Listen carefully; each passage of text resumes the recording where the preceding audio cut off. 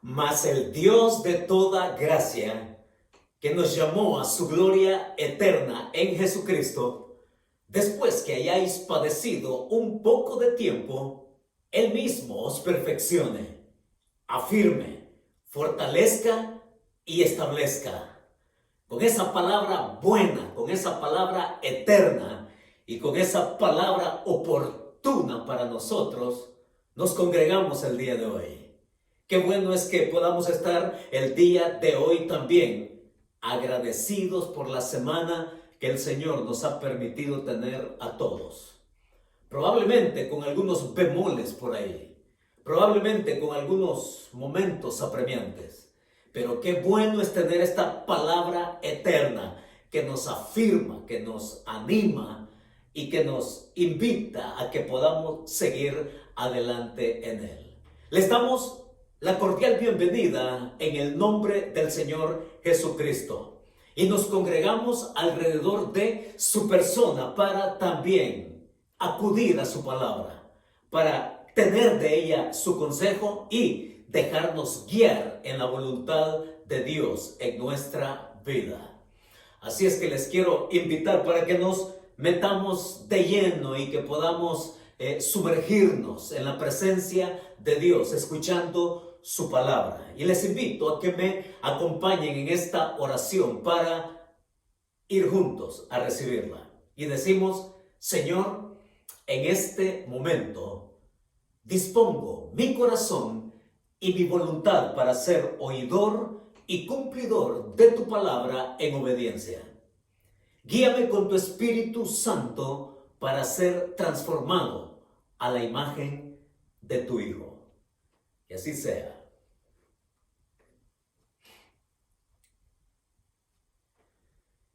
En diciembre del 2016 ocurrió algo inesperado en uno de los parques de diversiones acá en el sur de California.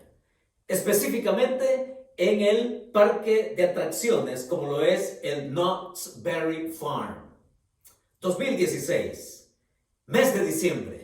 Lo que parecía un día soleado, un día tranquilo, un día perfecto para pasársela en el parque, casi termina en tragedia.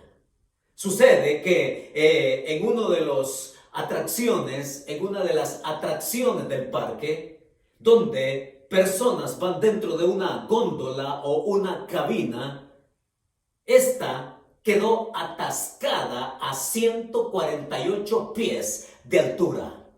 No funcionó.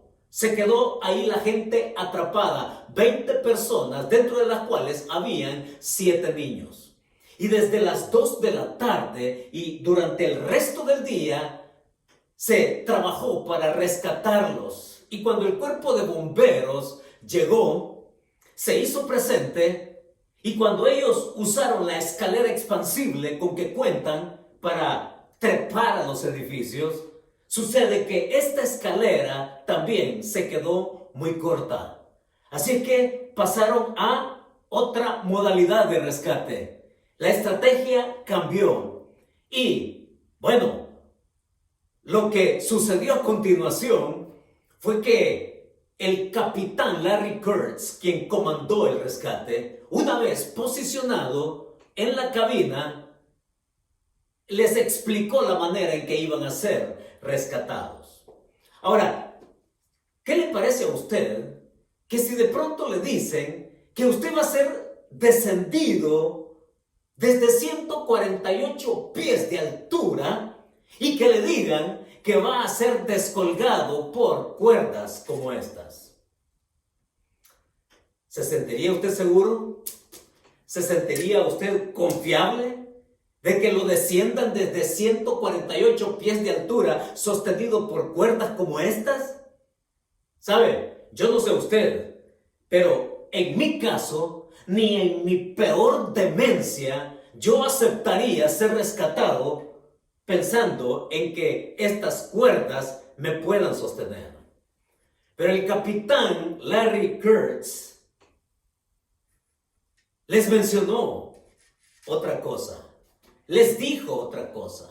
Y cuando estaba posicionado ahí en aquella cabina, les explicó la realidad de la emergencia. Y les dijo, muy bien, señores, la cosa está así. Estamos a 148 pies de altura. Y lo que vamos a hacer es rescatar a todos uno por uno, descendiéndolos por el aire. Sí, sujetados a una cuerda como esta, hecha especialmente y con la capacidad de aguantar el peso de 9,000 libras. Pero también les digo que cada uno iba a usar un arnés que iba al mismo tiempo a ser sujetado por cadenas como estas y que tiene la capacidad de aguantar el peso 10 veces el suyo. Así que el capitán Larry Kurtz, al darles la información de la realidad y de la manera en que iban a ser rescatados, y al saber que ellos podían ser sostenidos por esto y por esto otro, entonces, uno por uno, al final del día, al filo de la medianoche, todos llegaron sanos y salvos. ¿Qué fue lo que pasó? ¿Cómo entendemos ese rescate? Lo que el capitán Larry Kurtz les dijo a todos fue cómo su fe puede ser también construida. Cómo su fe les puede llevar a tener confianza en algo objetivo. Les explicó la realidad y les dio también información objetiva para que ellos aceptaran ser rescatados. Y la diferencia entre esto, que me digan que voy a ser rescatado, sujetado por estas cuerdas, eso no es una aceptación objetiva para mí y creo que para usted tampoco. Pero que le digan que va a ser rescatado usando todo esto, entonces sí, esto es más objetivo. Pues de eso es lo que nos habla la Biblia el día de hoy. De eso trata nuestro mensaje el día de hoy. Porque el autor a los hebreos precisamente nos lleva hasta el capítulo 11 de su epístola y lo que a continuación él pasa a describir es una fe que se fundamenta en hechos objetivos. Vamos, sígame por favor, porque en el contexto tal cual lo vimos el domingo anterior, nos quedamos y cerramos el capítulo 10 y el contexto nos lo da el versículo 39, donde el escritor hace una diferencia, una clara diferencia de aquellos que no tienen fe, de aquellos que aparentan tener fe, pero hace una abismal y clara diferencia de aquellos que sí tienen fe. Y es por eso que en el versículo 39 él dice así de una manera muy firme: pero nosotros no somos de los que retroceden para perdición, sino de los que tienen fe para preservación del alma. Sí, somos de los que tenemos fe, dice él, a sus lectores, a su audiencia. Y yo espero que usted y yo nos identifiquemos también con el autor y que podamos estar y vernos incluidos en este grupo del cual él dice: pero nosotros no somos de los que retroceden para perdición, que se entretienen en bagatelas, en simplicidades y que gastan su vida entreteniendo,se en eso, aun cuando tengan fe, porque tienen clara su prioridad de continuar adelante y de seguir perseverando en tiempos duros hacia la vida eterna, hacia la promesa y hacia la recompensa de la cual él ha dicho abundantemente en su epístola. De manera que somos de los que tenemos fe. Y pasa ahora al capítulo 11, donde ahora les invito a ir y a ubicar nuestros sentidos y a poner nuestro corazón y entender qué quiere decir él con esto de que somos de los que tenemos fe. Capítulo 11, versos 1 al 2. Empieza el capítulo diciéndonos así, de esta manera, y sígame, por favor. Dice así, verso 1. Es pues la fe, la certeza de lo que se espera, la convicción de lo que no se ve, porque por ella alcanzaron buen testimonio los antiguos. Necesitamos hacer pausa, detenernos, pensar, oiga, razonar nuestra fe con cuidado, con objetividad. Porque lo que el autor nos está diciendo aquí en el principio que nos comparte es que la fe nos mantiene en la verdad. La fe nos mantiene en esa verdad. Y es interesante, pero muchos han tratado de decir qué es la fe. Y cuando tratan de definir la fe, citan lo que está dicho acá en el verso 1. Es pues la fe, la certeza de lo que se espera, la convicción de lo que no se ve. Y muchos tratan de definir la fe de esa manera. Pero más que una definición, lo que el autor está haciendo es una descripción de la fe. Y luego de describirla, entonces él va a dar ejemplos abundantes, nombre por nombre, uno por uno, de cómo fue la fe en cada uno de estos que se van a mencionar más adelante. Estamos hablando de una descripción de esa fe que nos mantiene en la verdad. Miren, es como que pudiésemos definir el amor. Cuando se le pregunta a alguien qué es el amor, entonces dice, bueno, el amor es Dios enviando a su Hijo a morir por nosotros.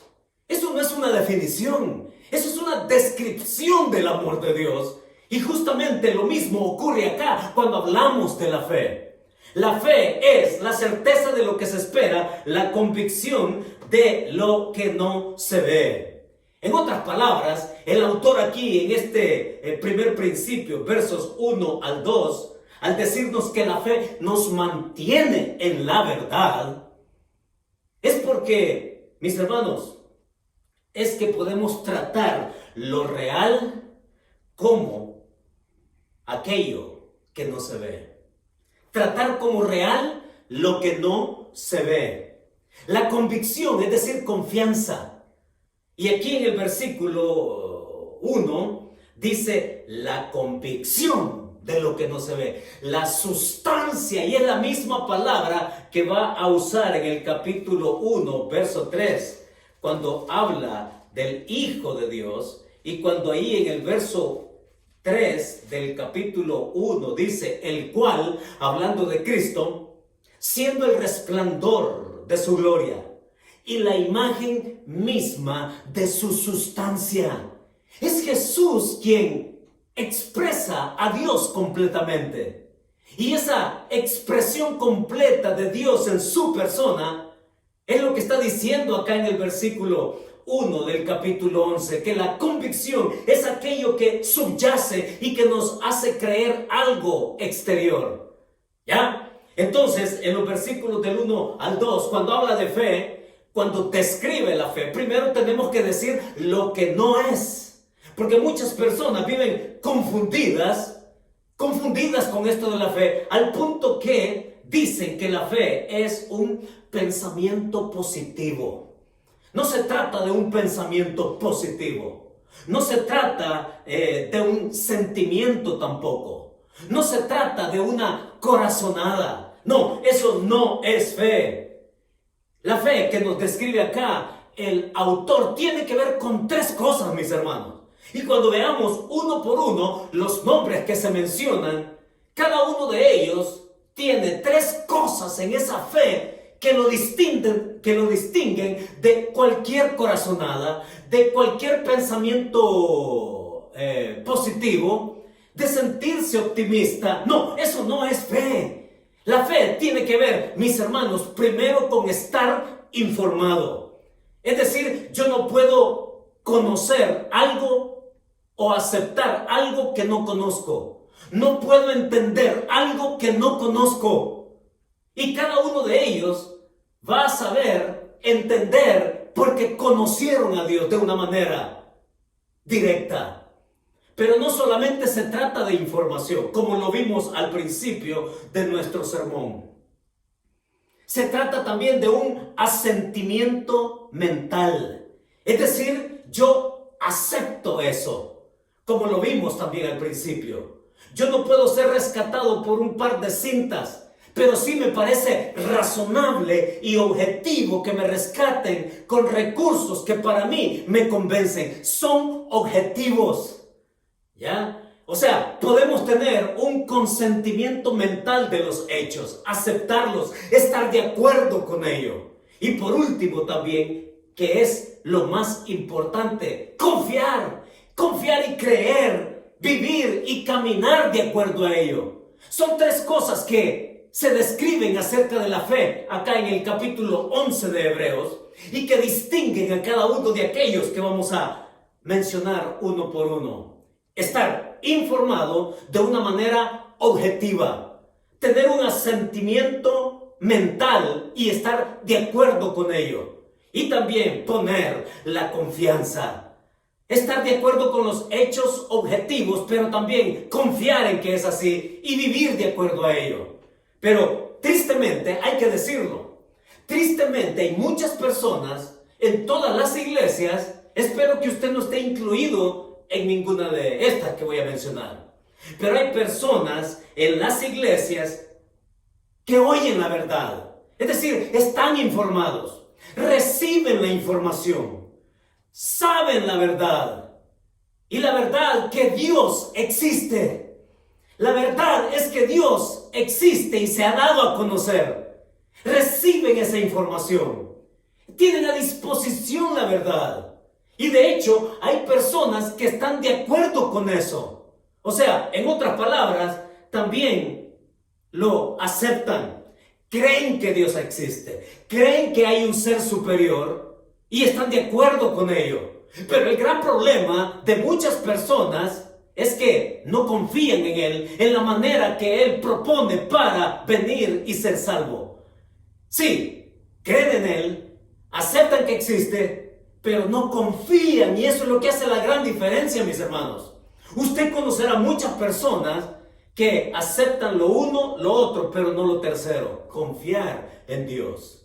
Y eso es lo que el pasaje acá nos ofrece, la confianza. Y esa confianza que cada uno de estos que se van a mencionar pusieron en Dios, fue lo que Dios aprobó de ellos. Sí, aprobó no solamente que creyeron en Él, tuvieron la información de su verdad, de su revelación, sino que también confiaron y vivieron de acuerdo a ello. Eso es lo que hace la diferencia. En el versículo 2 dice, porque por ella, o sea, la fe, alcanzaron buen testimonio los antiguos. Es decir, aquellos de la antigüedad pudieron entender que su confianza podía estar radicada en Dios, el existente. Y es en el versículo 2 que vemos eso de confiar. Mis hermanos, es que el autor ha dado ya pruebas objetivas acerca de quién es Jesucristo. De hecho, los 10 capítulos anteriores, desde el principio hasta el capítulo 10, Él ha puesto objetivamente quién es Jesucristo. Él ha dado información de sobra de quién es Jesucristo. ¿Para qué? Para que estemos de acuerdo con su existencia, para que estemos de acuerdo con su persona, con su obra, y entonces poder confiar en Él la vida, venir a Él en perdón, en confesión de pecados y recibir lo que Dios nos da a través de su persona. Es ahí donde el autor nos dice que esta verdad, sí, la fe nos mantiene en esa verdad, que Dios existe, nos dio a su Hijo, que yo estoy de acuerdo con eso y que doy el paso de fe en confianza de entregar mi vida al Señor. Eso es lo que encontramos ahí en este primeros 2 versículos. La fe nos mantiene en la verdad. Pero también en el versículo 3, mire, no podemos ir al versículo 3 si nosotros, primero, no tenemos algo que nos desafíe el día de hoy para amanecer mañana, día lunes, en esto que quiero mencionar? ¿Cómo aplicamos nosotros el hecho de que Dios existe, de que tengo pruebas objetivas en su Hijo y que se ha descrito en 10 capítulos enteros para que me quede claro su persona y su obra, estar de acuerdo con ello y que he venido a confiar en Él, entregarle mi vida y vivir de acuerdo a como Él quiere? ¿Cómo aplicamos este primer principio? La fe nos mantiene en la verdad. Sí. Le voy a decir cómo podemos aplicar esto. Usted y yo, como hijos de Dios, creyentes en Jesucristo, hoy, siglo XXI, la aplicación es esta. No seas un creyente desinformado. Mantente activo, conociendo a Dios en su palabra. Esa es la aplicación, mis hermanos. No seas un creyente desinformado. Que conozcas a Dios y todo lo que Él dice y todo lo que Él ofrece y cómo Él quiere llevarnos y cómo Él quiere vernos completos en su Hijo Jesucristo. Entonces, ¿de qué estamos hablando con esto de dejar de ser un creyente desinformado? Mantente activo. Así, conociendo a Dios en su palabra, su verdad. Esta palabra buena, palabra eterna. Esta palabra que nos nutre y que día a día Dios espera de ti y de mí. Que tengamos una cita privada. Una cita de corazón a corazón. Y que en ese encuentro venga el poder transformador de su palabra para nosotros, nutriéndonos para que nuestra vida camine y se mantenga perseverando en la verdad. Esa es la primera aplicación. ¿Cómo andas con la lectura de tu Biblia? La única ración bíblica tuya es este mensaje a esta hora. Déjame decirte que vas a padecer de anemia espiritual. Te animo a que tú apartes un momento día a día donde te nutras, donde le metas proteína espiritual a tu alma, a tu espíritu y que logres conocer al Dios que existe, el Dios que nos da su palabra especial y que nos lleva y nos anima para que en tiempos duros sepamos perseverar manteniéndonos en su verdad. Lo segundo que nos va a decir el pasaje, lo encontramos en el versículo 3. Y el versículo 3 dice: por la fe entendemos haber sido constituido el universo por la palabra de Dios. De modo que lo que no se ve fue hecho de lo que no se veía. ¿Qué pasaje? ¿Qué versículo? ¿Qué principio? Porque el principio que ahora el autor nos da en este verso 3 es que la fe nos ofrece evidencia. La fe nos confirma la evidencia. Y mis hermanos, aquí en el versículo 3 dice: entendemos. Sí, es que cuando conocemos la verdad de quién es Dios, de quién es Jesucristo, podemos tener una perspectiva clara de cómo son las cosas, de cómo comenzaron las cosas, de cómo son las situaciones y las circunstancias desde la perspectiva de Dios en la formación que Él quiere darnos.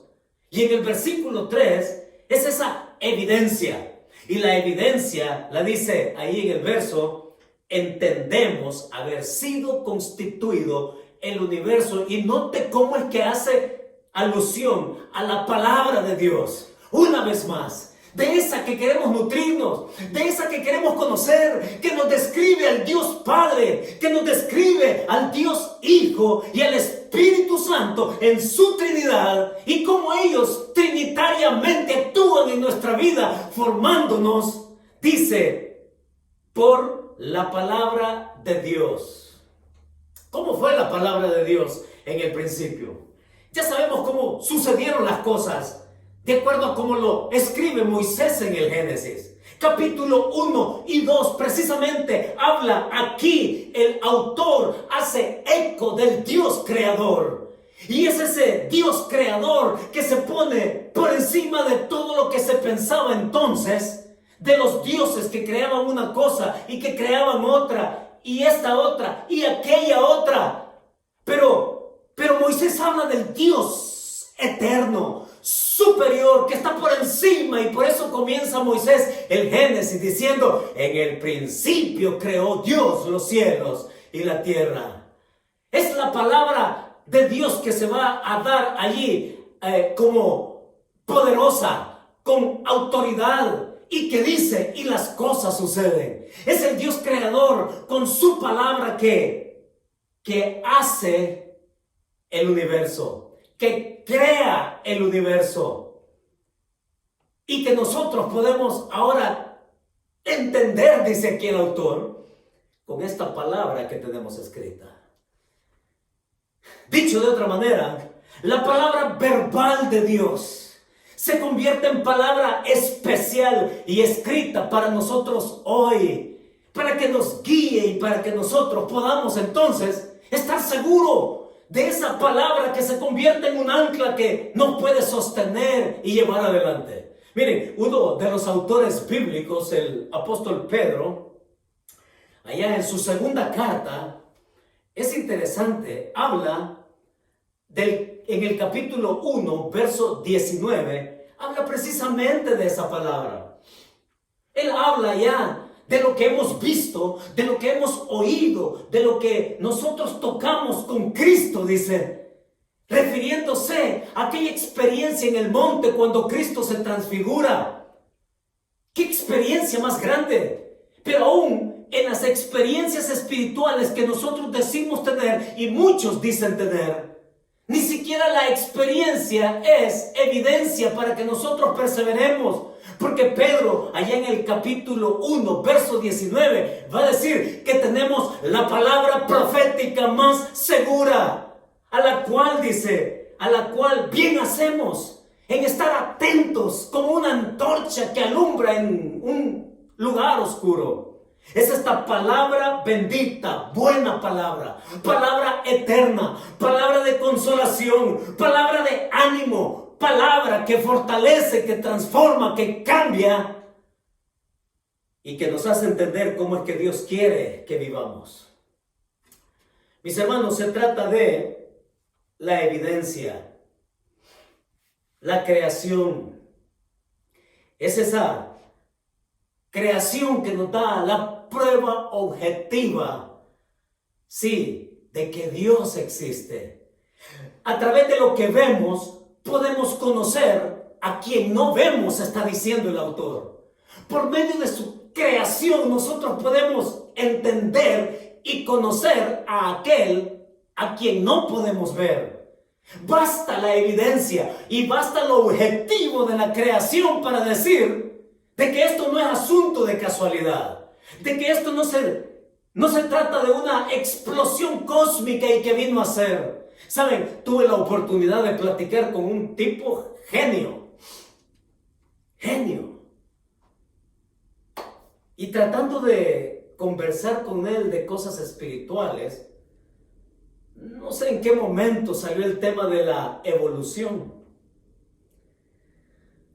Y entonces él, de veras, es tan genio, es tan inteligente, que me dice él: yo te puedo explicar matemáticamente la evolución.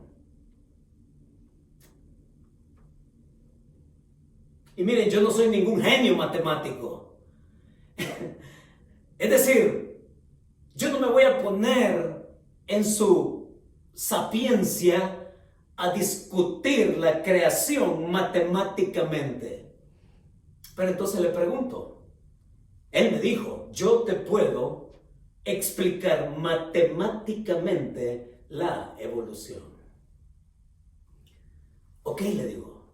Entonces, supongo que también ¿me puedes explicar matemáticamente de dónde viene tu código moral? Explícame eso matemáticamente.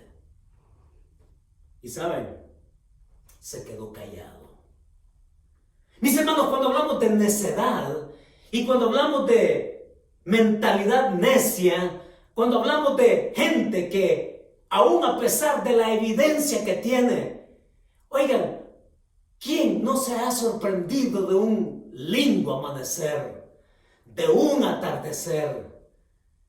¿Quién no se pone a razonar un poco para llegar a concluir neciamente de que esto es por la casualidad, de que esto fue por un accidente cósmico, de que esto es por la evolución? Y oigan, Moisés no escribió el Génesis, ni el autor aquí a los Hebreos está escribiendo esto porque anticipaba que iba a haber un fulano que iba a hablar acerca de la evolución de las especies. No, está hablando porque el Dios que creó el universo es el mismo que creó las leyes naturales. Es decir, usted no se va a la cama preocupado por si el día de mañana va a amanecer y va a salir el sol.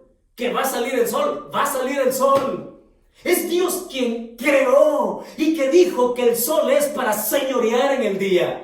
Es Dios el que dijo que la luna es para señorear en la noche. Es Dios quien estableció las leyes naturales que si bien un día y otro día y otro día transcurre, es el efecto de la creación de Dios y esa naturaleza y esa creación nos da la evidencia objetiva del poder de su palabra. Así que aquí el autor en el versículo 3 nos dice que la fe, sí, la fe me lleva a mí a tener una prueba objetiva de aquel que no podemos ver, del Dios que se muestra aquí como creador. Así que, mis hermanos, tenemos una de dos,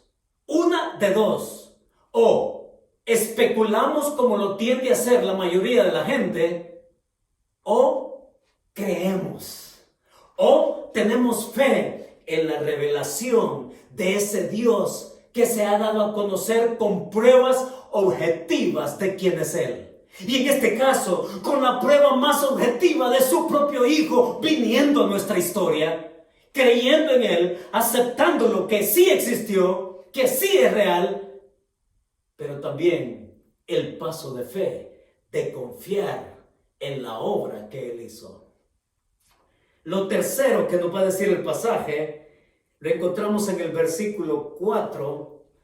Y en este versículo 4, mis hermanos, empiezan los nombres. En este versículo 4 empieza nombre por nombre el autor a ponernos y a describirnos cómo fue la fe en la vida de aquellos que aquí se dicen. Verso 5 dice así. Verso 4, perdón, dice así. Por la fe, Abel ofreció a Dios más excelente sacrificio que Caín, por lo cual alcanzó testimonio de que era justo, dando Dios testimonio de sus ofrendas y muerto aún habla por ella.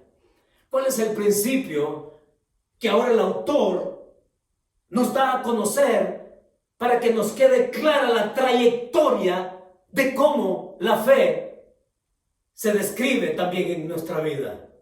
Es a través de este Abel que el principio que nos deja aquí es este. La fe, mis hermanos, la fe nos libera de cualquier presunción. La fe nos libera de cualquier presunción. Entendiéndose presunción, todo aquello que se centra en mí. Por el contrario, es centrándonos en Dios. Y por eso es que este Abel viene al terreno, viene al escenario y nos lleva ahí al Génesis capítulo 4, donde encontramos a Caín, donde encontramos a Abel, los hijos de Adán y Eva.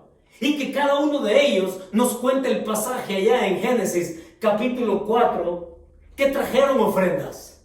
y que Dios se agradó de la ofrenda de Abel, pero que vio con desagrado la ofrenda de Caín.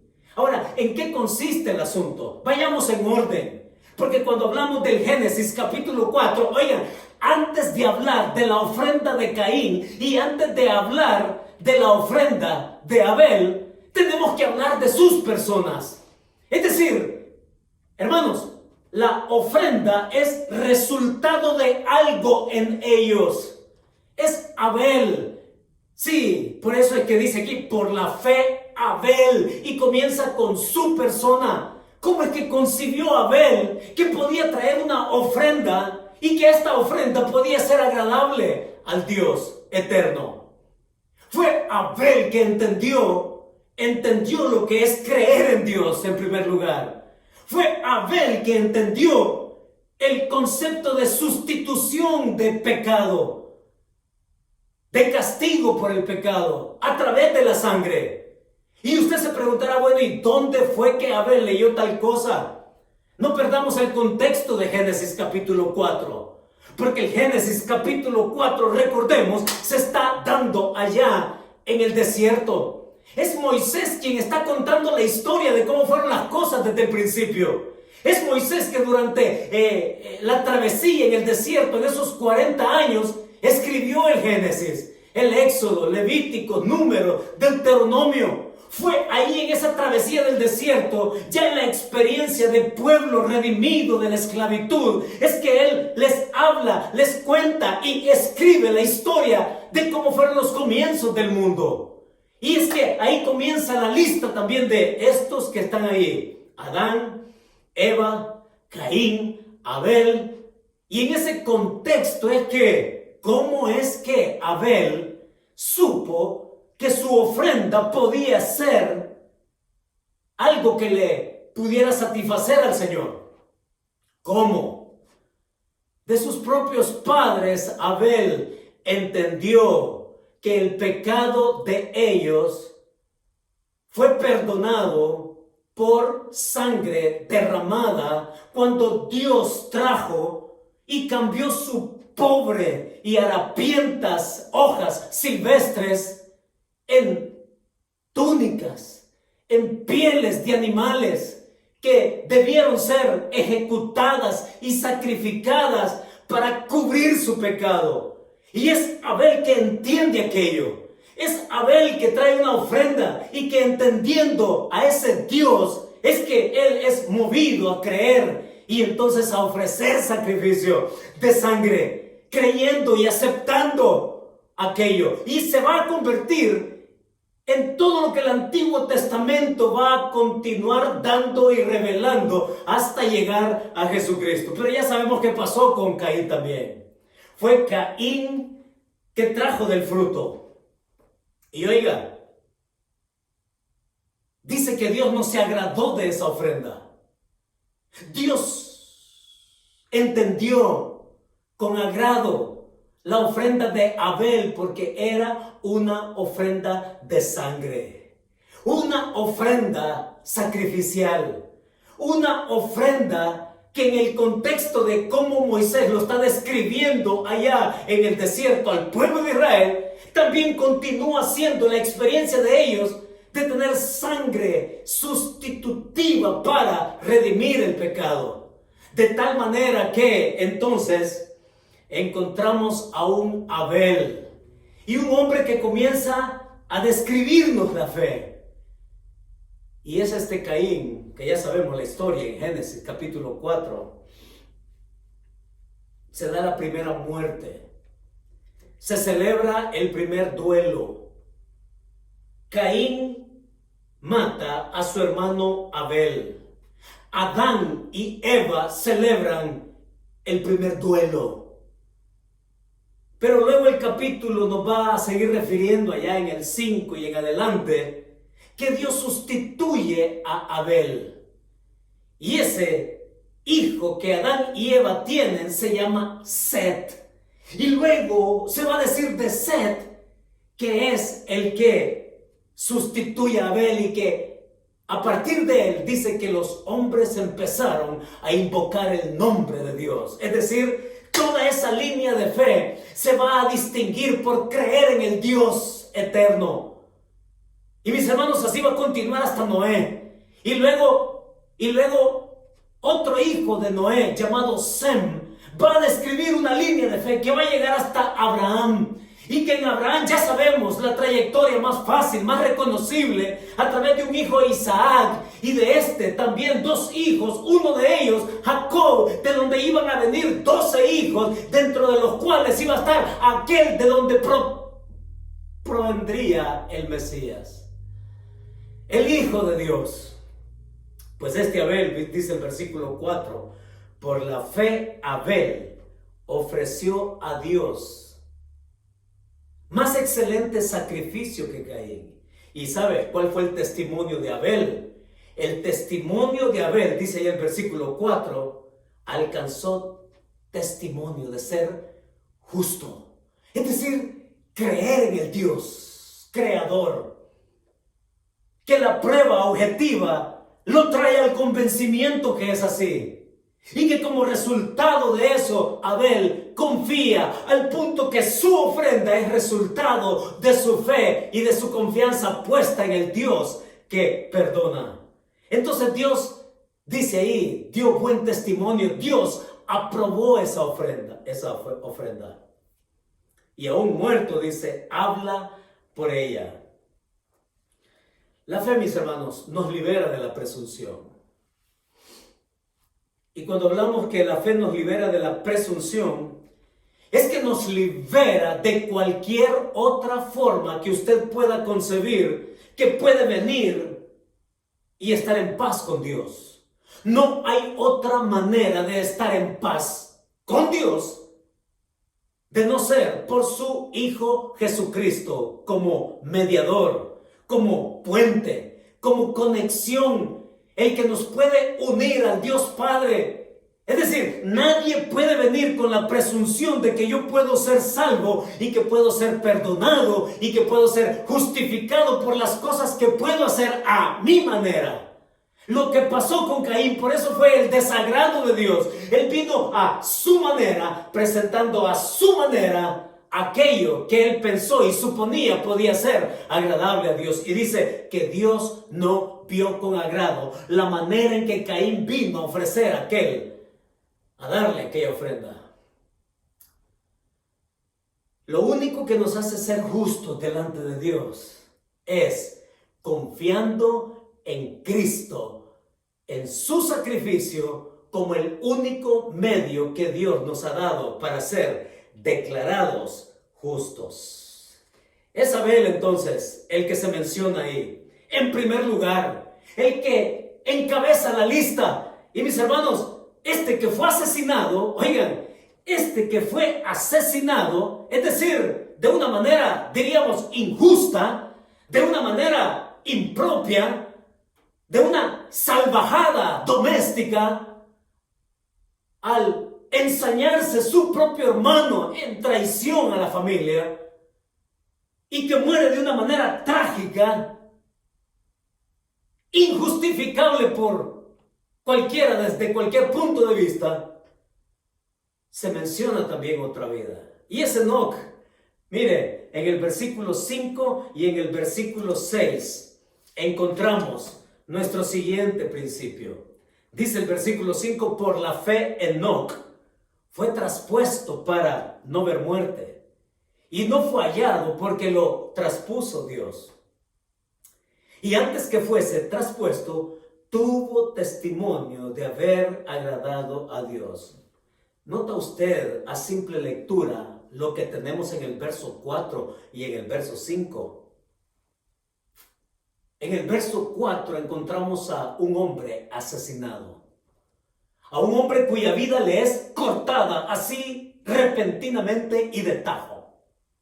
Y luego en el versículo 5 encontramos a un hombre que termina su vida, el tiempo que haya sido, pero lo que nos deja el versículo 5 y el versículo 6 es que la fe mantiene activa nuestra perseverancia.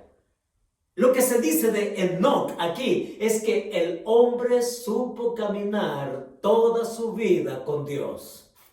Y el contraste es entre un hombre que muere de una manera trágica, asesinado por su propio hermano, que la vida en tales circunstancias puede terminar para cualquiera de nosotros inmediatamente, víctimas de otros. Hasta ahí puede llegar nuestra vida. Pero también nuestra vida, dice, puede ser tan agradable hasta ese momento como lo puede ser caminando toda nuestra vida con Dios. Eso es lo que ocurre con Enoc en el versículo 5, mencionado ahí. Este no vio la muerte, este fue traspuesto, hermanos, tuvo el testimonio durante toda su vida y está puesto ahí para que nosotros entendamos el principio. El principio es que la fe mantiene activa nuestra esperanza, cualquiera sea el tiempo que Dios permita que nosotros pasemos por esta tierra. Podemos morir trágicamente, instantáneamente, y hasta ese momento haber caminado con Dios, perseverando, creyendo y confiando en Él. O podemos vivir de manera natural todo el tiempo que Dios nos permite en esta tierra, pero perseverando en Él. Ese es el principio. ¿Saben? Hay algo cierto en esto. Hay algo más que tenemos que agregar. Y es que el versículo 4 y el versículo 5 nos describen la realidad del mundo caído en el cual vivimos. Podemos morir repentinamente. Podemos ser víctimas de las tragedias. Podemos encontrarnos de repente con lo inesperado y hasta ahí puede llegar nuestra vida. ¿Estamos preparados para ello? O Dios nos puede conceder un tiempo prolongado sobre esta tierra. Y si usted me pregunta cuál sería el ideal mío, de cuál podría ser mi deseo de cómo quiero morir, yo quisiera morir, bueno, este es mi deseo. Yo quisiera morir como murió mi padre. ¿Sabe cómo murió mi padre? El 31 de mayo del 2012. Mi padre murió tranquilamente en los brazos de mi hermana. Así quisiera morir yo. Murió a sus 93 años de edad. Y hombre, ciertamente cuando lo pienso, y cuando platicamos de la muerte en familia, lo platicamos de una manera tan natural que hasta bromeamos. Y cuando preguntamos, ok, ¿y tú qué dirías de mí en mi funeral? Y empezamos a echarnos bromas. Y empezamos a decir las locuras que cada quien hace. Pues yo diría de ti tal y tal cosa. ¿Ya? Hablamos de la muerte tan natural. Sí, mis hermanos, esa realidad inevitable.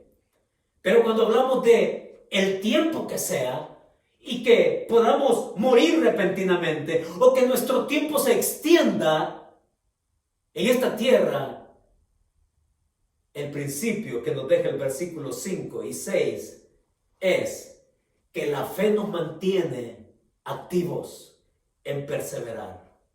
La fe mantiene activa nuestra perseverancia. ¿Por qué? Es decir, ¿de dónde es que yo saco el perseverar?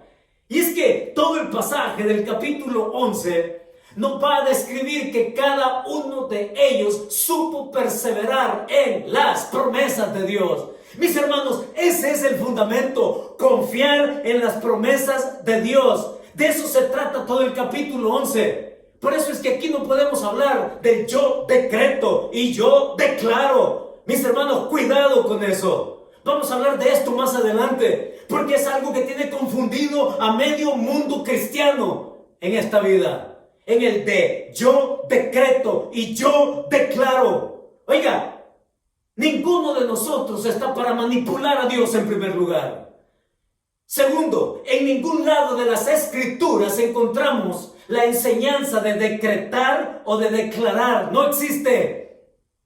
Así que sacúdase eso. Porque muchos sacan de contexto y toman experiencias de Jesucristo con personas en sus necesidades y sacan de contexto aquello Y lo que nunca dijo el Señor Jesucristo se pone en su boca por todos aquellos que declaran y exigen que Dios haga. Está basada en sus promesas. Vamos a descubrir algo más de las promesas de Dios en adelante, mis hermanos. Porque no es fácil confiar y por eso es necesaria la fe. Las promesas no son dadas y a veces las promesas incluso ni llegan a cumplirse, pero nos mantiene con la realidad. Por eso es que al principio dice que es la convicción de lo que no se ve. Anticipo aquello que me va a ser dado aun cuando terrenalmente no lo obtenga. Es por eso que el versículo 6 termina diciendo: pero sin fe es imposible agradar a Dios. Porque es necesario que el que se acerca a Dios crea que le hay y que es galardonador de los que le buscan. Qué lindo versículo. Mis hermanos, para meter oxígeno a nuestra alma y a nuestro espíritu. Y al final de cuentas tener claro qué es la fe. La fe es estar informado de la verdad, que me mantiene firme. Es, mis hermanos, estar convencido que el que me da la promesa existe, Dios existe y me ha dado pruebas objetivas de Él. Lo que veo me da evidencia de lo que no veo. Y que la fe también me lleva entonces, como dice el versículo 6, porque es necesario que el que se acerca a Dios, es decir, me acerco con confianza, me acerco creyendo, me acerco aún cuando la promesa que me ha sido dada no se cumpla durante mi tiempo en esta tierra, pero la abrigo y la creo porque hay una recompensa que al final de cuentas me va a ser dada. Eso es lo que nos dice el pasaje. La fe mantiene activa nuestra perseverancia y entonces aquí llegamos a la gran verdad. ¿De qué se trata todo esto de fe? Y el versículo 6 entonces nos pone el ancla. Y la verdad que nosotros sacamos de este pasaje hoy es, mis hermanos, es esta. Nuestra relación con Dios es complaciente cuando perseveramos en confianza. Si usted piensa cómo puede agradar a Dios y tener buen testimonio de Él y tener la aprobación de Él, es justamente como lo está diciendo desde el principio con cada uno de estos que se empiezan a nombrar y que la lista podría continuar porque el suyo y el mío podrían estar incluidos aquí. Es que nuestra relación con Dios es complaciente cuando perseveramos en confianza, cuando nos acercamos a Él y cuando el tiempo que sea que nos toque vivir en esta tierra, vivir perseverando, complaciéndolo a Él, en creer en lo que Él nos ha dado en su Hijo. Que Dios nos ayude, que Dios nos bendiga y que Dios nos dé el corazón para caminar cerca de Él en confianza. Y con eso dicho, les invito a orar y juntos también pedírselo al Señor. Oramos. Padre, muchas gracias por traernos a tu palabra, por informarnos, darnos tu verdad, con la amplitud para que nuestro corazón se ensanche, Señor. Para que nuestra fe se construya en quién eres tú. Para que nuestra fe, Señor, se confirme con lo que tú has puesto frente a nosotros. Con tu misma creación y con tu propio Hijo viniendo a nuestra historia. Lo creemos, Señor.